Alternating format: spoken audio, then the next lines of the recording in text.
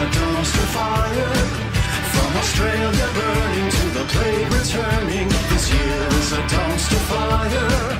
And to think, oh no, we got... So I don't think anyone needs me to tell you that the year 2020 was not pleasant. We don't need another person rehashing it. We were there. We remember. For this show particularly, it really kind of took a toll because there were not a lot of movies to review. Now, one of the things I'm most proud of through that year is that it inspired new bouts of creativity. So whereas I couldn't do your everyday drive home reviews, I expanded out. I feel I became a better critic during that time, going back and starting shows like Forgotten Gems or Series the Series or This Is Halloween reviews. I really feel like I broadened my horizons, but it all kind of came to a head when the year was coming to an end, and I was trying to figure out what to do with my annual end-of-year wrap-ups, my 10 best, 10 worst, and my 10 meh films. And I just didn't feel like there were enough films to accommodate all those lists, and I tried a number of different things in order to have some kind of end-of-the-year wrap-up. I wanted something to just put a bow on everything and, you know, move on. And as much as I tried, I just couldn't come up with anything. I tried the Drivey Awards. You remember the Drivey Awards? No, of course you don't, because you're a person. The Drivey, yes, it's the Drivey Awards right now. The Drivey, it's an award show I just made up. Ugh. So those didn't work for a variety of reasons, not the least of which being it required a lot more time and editing than I usually like to give over to these reviews. As I've mentioned many times, this is a hobby. I do this for fun. I have a day job. You know, I've only just recently began occasionally editing in little animated bumpers into the reviews, so that's even more than I used to do. But the idea of trying to sit down and edit all of those together, and it was just too much. So I kind of let it hang, and now here we are a year later, and we're wrapping up 2021. I'm currently working on the gauntlet in order to, you know, get all the films under my belt so I can do the end of the year wrap-ups for that year. And I just felt this nagging sense of unfinished business. Like I couldn't move on because there was still something left unfinished. So I decided that before we go on, before we start talking about the best, the worst, and the mediocre of 2021, we needed to go back. We had to set right what once went wrong, and we need to discuss the best, the worst, and the meh of 2020. So that is what we are here to do. Now, again, looking at what was available to me either before the theater shut down or through the drive-ins, the streaming services. I obviously don't have enough films to compile an entire list and to dedicate a complete video to each one like I normally do. So what I've decided to do is we've chopped the lists in half. We're looking at 5. We're looking at the 5 worst, the 5 best, and the 5 most mediocre films of the year, and we're going to jam them all together in one video. So I'm going to try to speed through these a little bit more than I normally would, and we are going to talk about the year that shall not be named, so that the films that sucked get one more swift kick in the ass. The ones that were okay will maybe get a little recognition, and the best films of the year we can praise, because Lord knows there was not a lot to praise in that year. So the ones that we should remember, we should remember. So, let's hop in the Wayback Machine and let's take a look at what 2020 had to offer. We will begin at the bottom and work our way up to the top. So let's start with my unintentionally very misogynistic bottom 5. Here we go. You blew it! You had it all and you blew it! Listen to that video crowd. They hate you!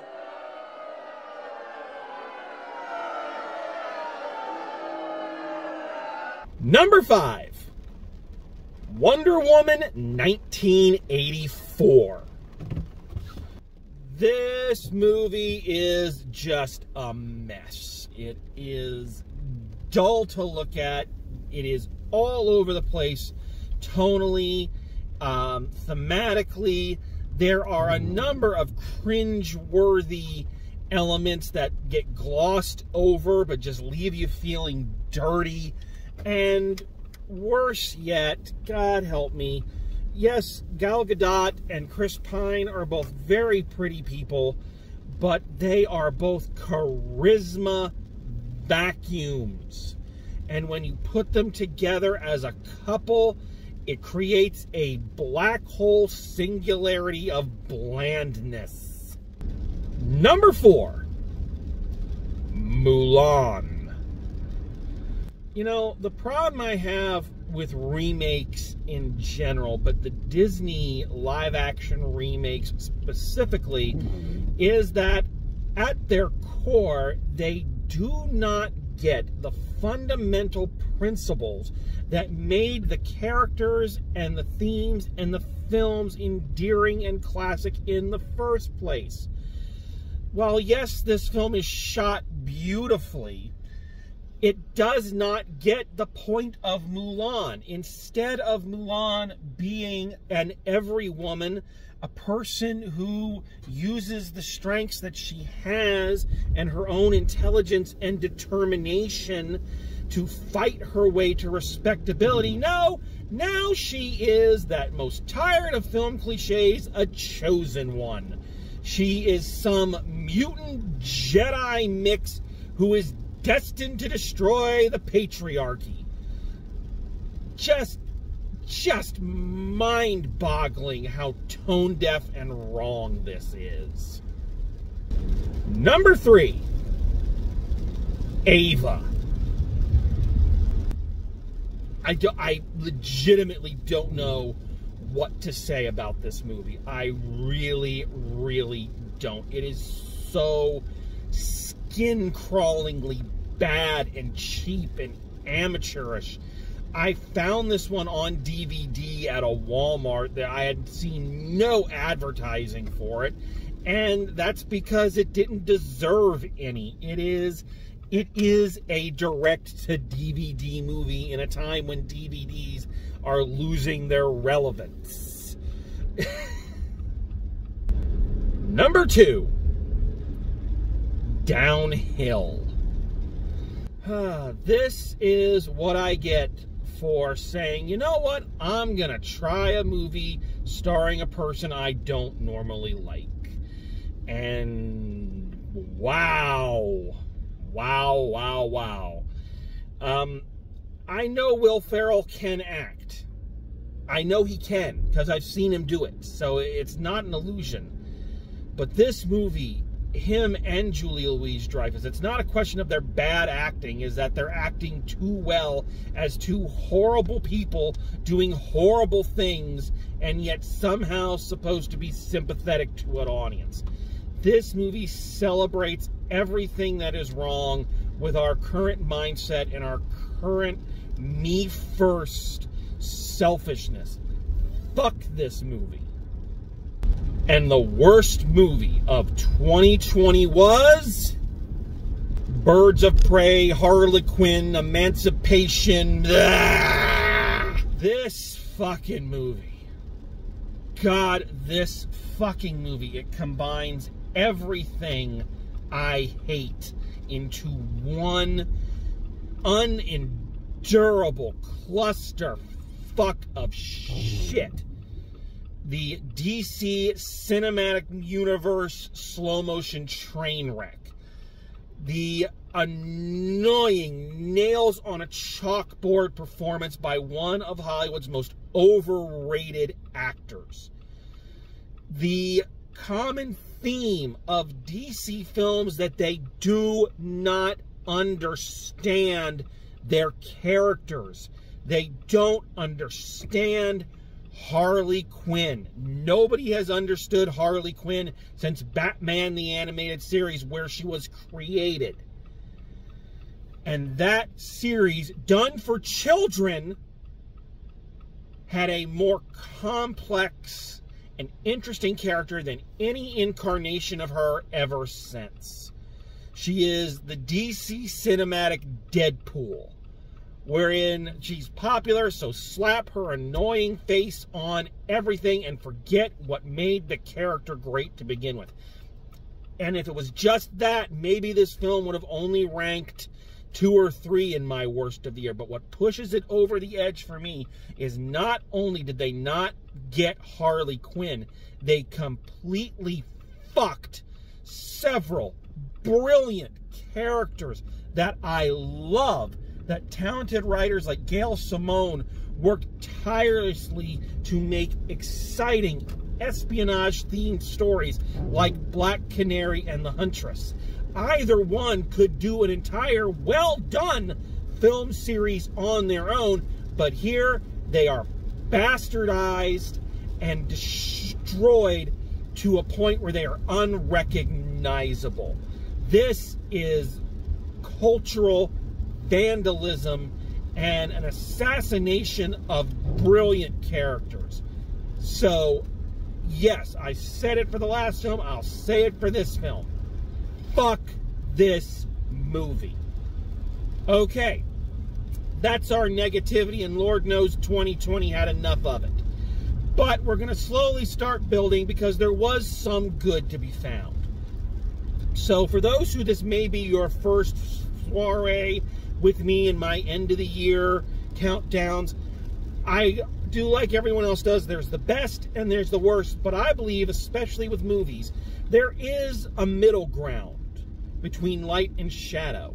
There are the films that were fine, but maybe not good enough to be counted among the best, and not bad enough to earn a place among the worst. And if we're being honest, the meh movies are the ones that take up the majority of our viewing.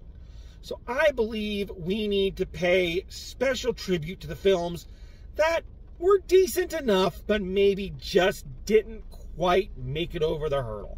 So here we are. These are the top 5 meh films of 2020. Here we go. We feel neither highs nor lows. Really? What's it like? Number 5. Sonic the Hedgehog. There is a lot that's very cringeworthy about this film. I do not like Sonic's voice. It just doesn't work, and it also has, the downfall that every movie with a primarily CGI protagonist tends to have that's aimed for a younger audience. It thinks it's a little too funny than it actually is, and a lot of its stuff is painfully dated. That being said, there is a charm to this film. I think they tapped into an interesting character dynamic with Sonic and James Marsden, and it was really, really great to see the return of manic 90s energy Jim Carrey as Dr. Robotnik. Not great, but I did not hate it to the extent I thought I was going to. Number 4. The Song of Names. This was one of the most powerful and yet depressing films of the year, in a year that, when I saw this, we didn't know how depressing it was actually going to get.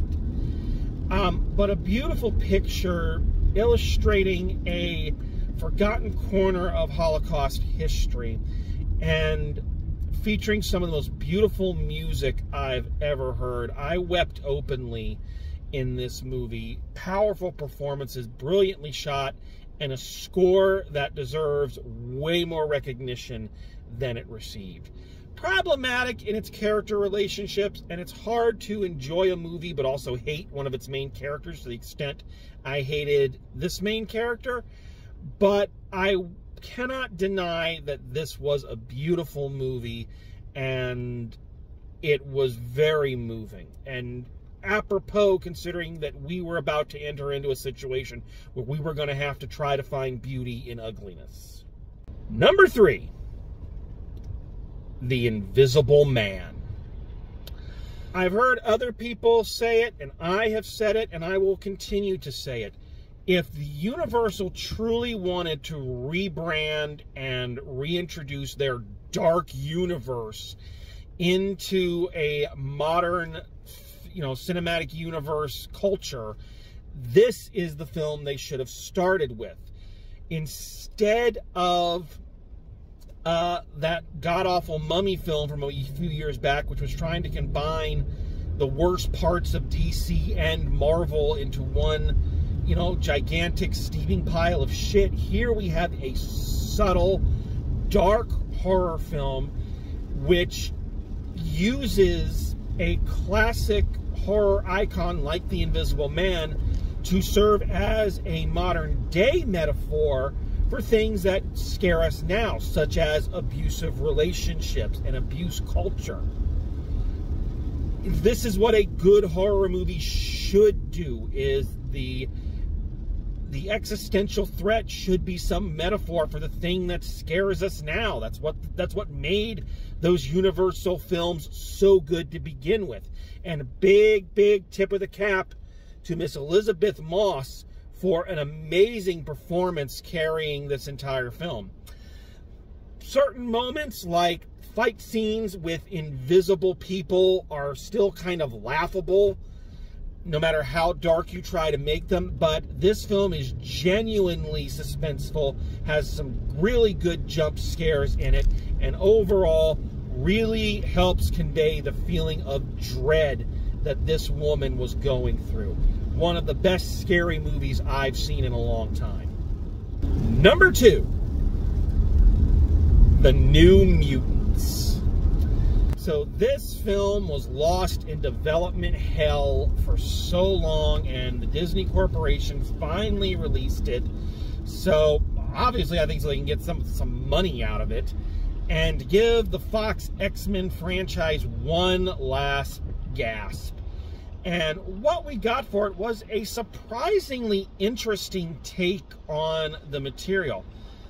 This is maybe what the X-Men franchise could have been. Instead of cardboard copies, cookie cutter films, all of them with the same visual and thematic undertones, setting these things in different places, in different genres, really helped breathe some life into this. The kids in a scary asylum tone of it really set it apart.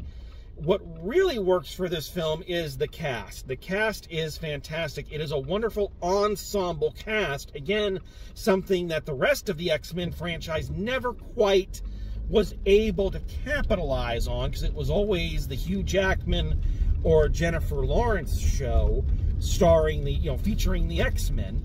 Whereas here, the cast worked really well together, and they had a lot of fun reinterpreting these characters for a new audience. I particularly enjoyed Maisie Williams and Blue Hunt's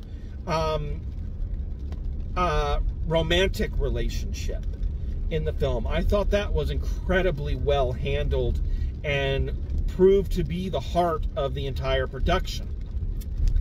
It still has the Fox problem of kind of falling apart at the end and not really wanting to follow through with the premise that it laid out. So the climax is not as interesting as it could be, but I thoroughly enjoyed the journey. And the number 1 meh film of 2020 was The Happiest Season. Holiday films are always difficult. I've said this a number of times on the show, very recently, in fact. But I just felt this one was a breath of fresh air, taking a brand new stance on a holiday classic. Of course, the concept of a family getting together for Christmas dinner is not a foreign thing, but taking what is normally the subplot of one of those films, one of the characters admits that they're gay, and making that the focal point of the movie not only gives us a fresh perspective, but also comments on the changing dynamics of the American family. The American family is not the tight-knit little nuclear family that it was always portrayed to be in the 50s. It's expanded. Shows like Modern Family really drive this point home. So this is a new Modern Family holiday film. And I can only speak from my perspective, that of a heterosexual white male, but I felt it handled it really beautifully.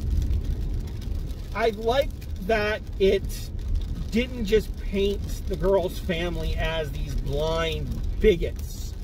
It went to great pains to illustrate that one person's coming out story is not the same as everyone else's, and you can't expect everyone to follow the same path and to do the same thing. That every family dynamic is different, every story is different, and we need to accept that. I liked the balance. This is a film that also really drove home how good of an actor Kristen Stewart actually is in a year where a lot of films I saw with her were mediocre.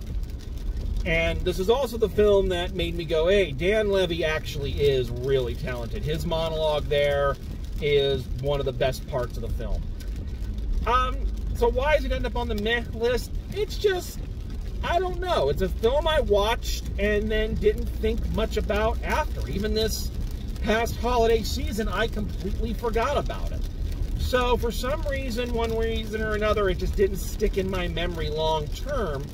But I remember how I felt when I watched it, and I think when I watch it again, I will feel the same way. A good film that took chances. It got a lot of criticism, as it turned out, which I was kind of surprised at, by the LGBTQ community, but I feel is a good positive step. In my opinion, other people might disagree. So, there you have it. There they are, the top 5 meh films of the year. So, we've gone from the worst, and we're going all the way up to the best. Not a lot to be happy about in 2020. A lot of bad things and a lot of hard times, but there were some gems in there. There were some good things that happened, and while they were not enough to wipe away the memory of the year, I think we need to celebrate those good things, and we need to acknowledge them. So with that, let's discuss my top 5 best films of 2020. Here we go.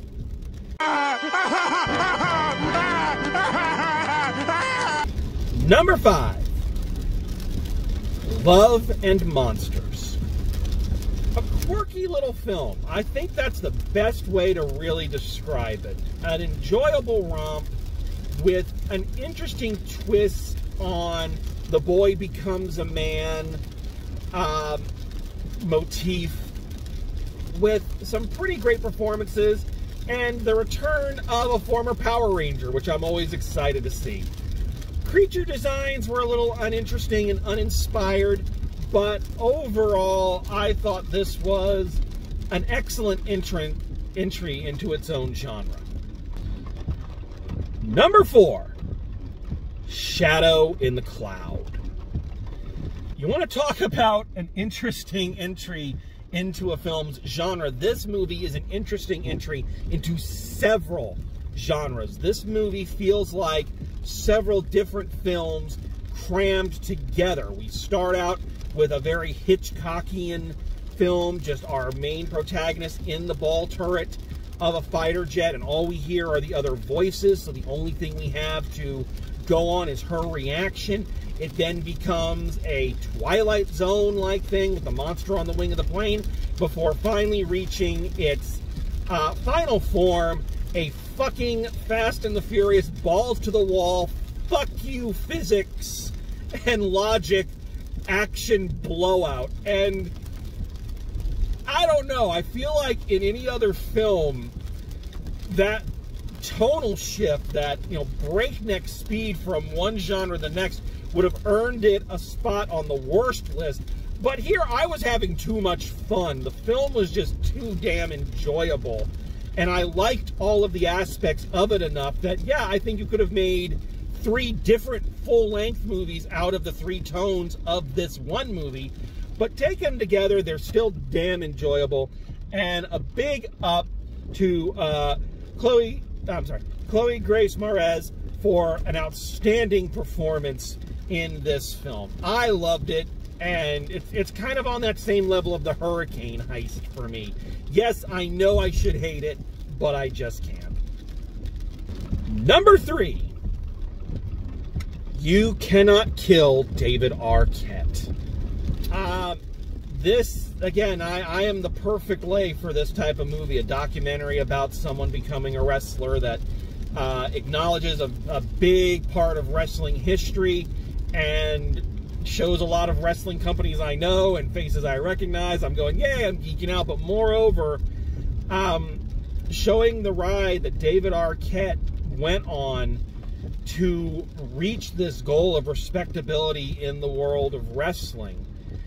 Despite what you may think about him as a person or as a performer, it is a feel-good story to see him kind of tackle a lot of his demons and understand what he had to do in order to be capable of getting into the ring and the punishment that he put himself through in order to achieve that goal.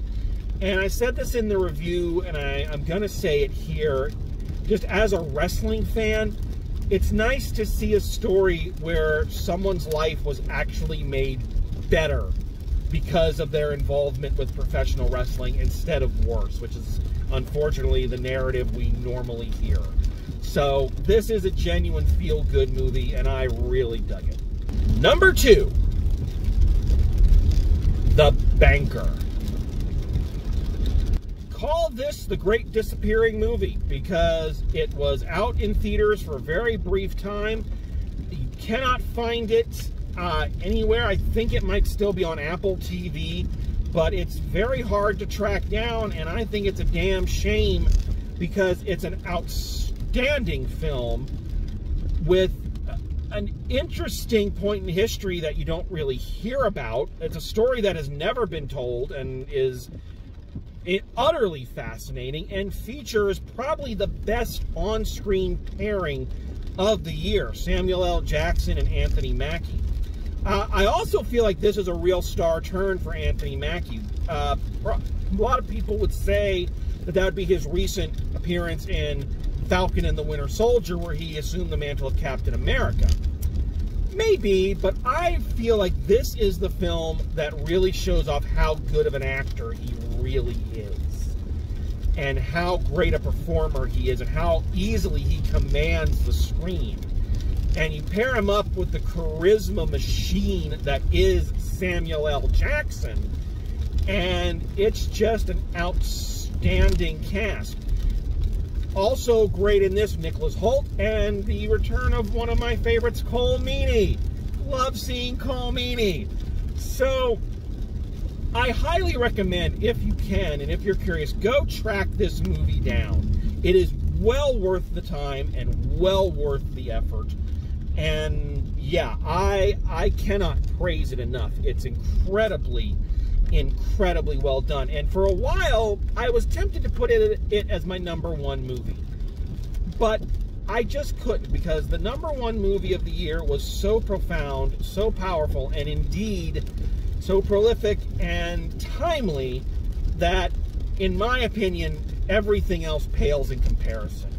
So, let's talk about it right now. And the #1 movie of 2020 was Just Mercy.